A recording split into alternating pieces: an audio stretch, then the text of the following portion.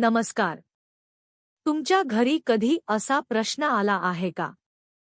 अधिक मासात आईची ओटी भरावी का?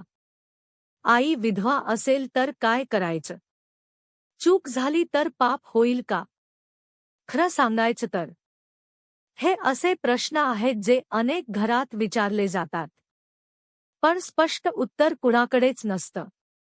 आजच्या व्हिडिओमध्ये आपण जाणून घेणार आहोत अधिक मासाचं खरं महत्त्व. आईची ओटी का भरतात? विधवा आई असेल तर काय करायचं?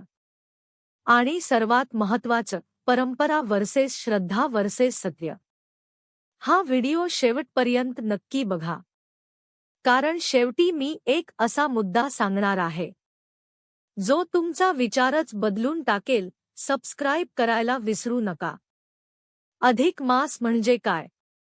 अधिक मास, ज्याला धोंड्याचा महिना असंही म्हणतात, पण खरंच हा अशुभ आहे का? अजिबात नाही.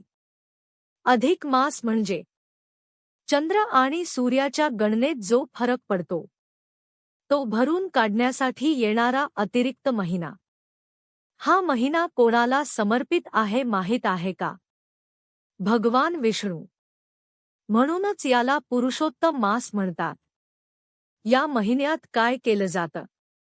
जप, दान, पूजा, व्रत आणि या सगळ्याचं फळ सामान्य महिन्यांपेक्षा अनेक पटीने जास्त मिळतं. ओटी भरण्याची परंपरा. ओटी भरणं म्हणजे काय? एखाद्या स्त्रीच्या ओटीत, पल्ल्यात कापड, नारळ, फळं, हळद, कुंकू ठेवणं. हे का केलं जातं?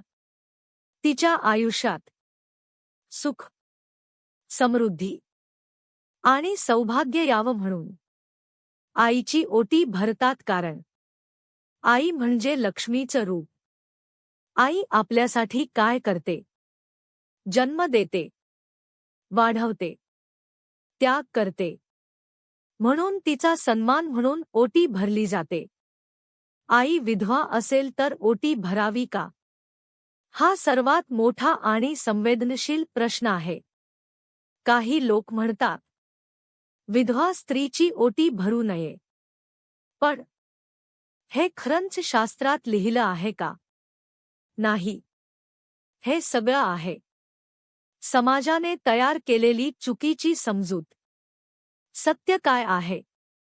आई ही आई असते. ती विवाहित असो किंवा विधवा. तिचं स्थान कधीही कमी होत नाही. सर्वत्र देव आहे. मग आईमध्ये देव नाही का?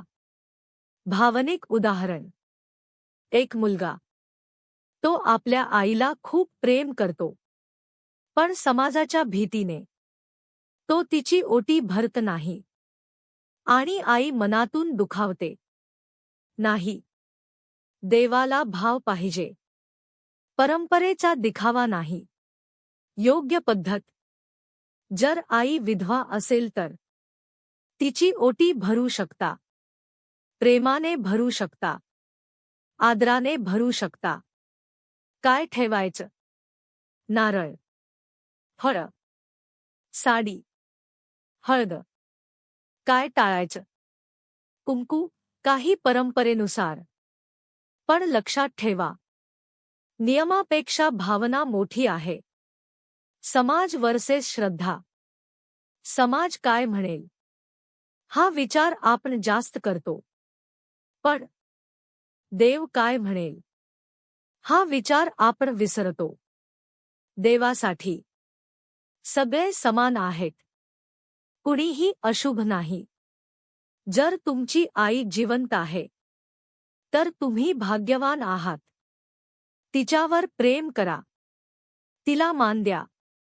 ओटी भरली नाही तरी चालेल, पण मन दुखवू नका. चूक झाली तर काय होतं?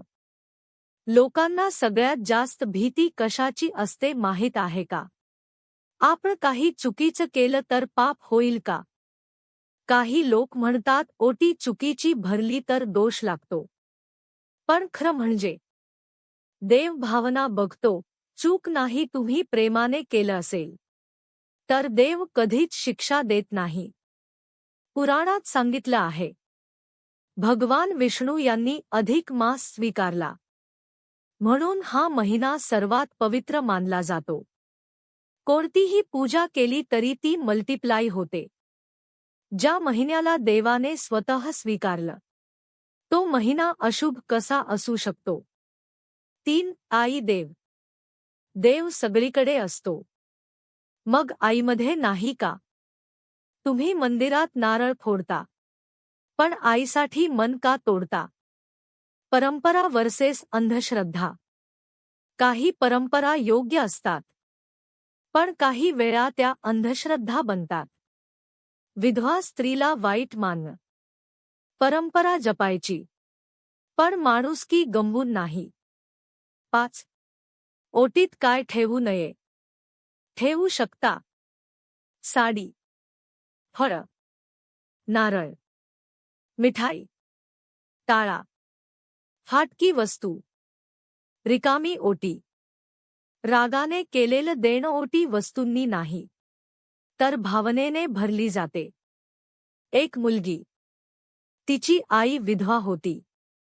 लोकांनी तिला सांगितलं, ओटी भरू नकोस. पण तिने समाजाचं ऐकलं नाही आणि आईची ओटी भरली. त्या दिवशी तिच्या आईच्या डोळ्यात आलेले अश्रू, तेच तिचं खरं पुण्य होतं. आता पुढे मी तुम्हाला एक अशी गोष्ट सांगणार आहे, जी कदाचित तुम्ही कधीच ऐकली नसेल. नमो भगवते वासुदेवाय. 108 वेळा जप केल्याने मन शांत होतं, पुण्य वाढतं.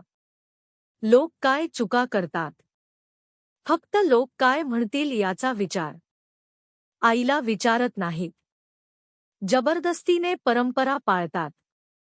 आईचा सन्मान नसेल तर कोणतीही पूजा व्यर्थ आहे. तुम्ही आईची ओटी भरली किंवा नाही, हे महत्त्वाचं नाही. आईच्या मनात तुमच्यासाठी प्रेम आहे का, हे महत्त्वाचं आहे. जर हा व्हिडिओ तुम्हाला आवडला असेल तर लाईक करा, कमेंट करा. जय श्री विष्णू. आणि असा माहितीपूर्ण व्हिडिओ शेअर करा आणि सबस्क्राईब करा.